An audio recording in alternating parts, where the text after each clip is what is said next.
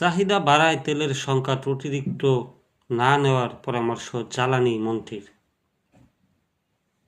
দেশে তেলের পর্যাপ্ত মজুদ রয়েছে, হঠাৎ করে তেলের চাহিদা বেড়ে যাওয়ায় মূলত সংকট দেখা দিয়েছে, এমনটাই জানিয়েছেন বিদ্যুৎ, জ্বালানি ও খনিজ সম্পদ মন্ত্রী ইকবাল হাসান মাহমুদ টুকু মঙ্গলবার 24 মার্চ সকালে ঈদের ছুটির পর প্রথম কর্মদিবসে সচিবালয়ে এসে তিনি কথা বলেন।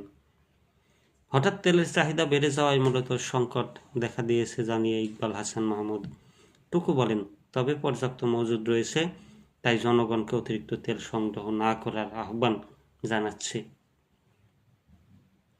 সবাই প্রয়োজন মতো তেল পাবেন এবং শঙ্কার কোনো কারণ নেই উল্লেখ করে জ্বালানি মন্ত্রী বলেন, প্রয়োজনের অতিরিক্ত তেল না নিলে সরবরাহ ঠিক থাকবে। তেলের দাম বাড়ানো নিয়ে কাজ করে এনার্জি রেগুলেটরি কমিশন, তবে সরকার এখনও তেলের দাম বাড়ায়নি।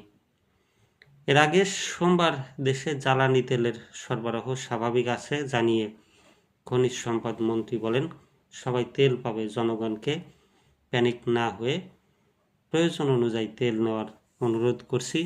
নিজ বাসায় সংবাদ সম্মেলনে মন্ত্রী আরও বলেন, ঈদের কারণে গত দুদিনই সরবরাহ বন্ধ থাকায় জনগণকে একটু চাপ পেতে হয়েছে।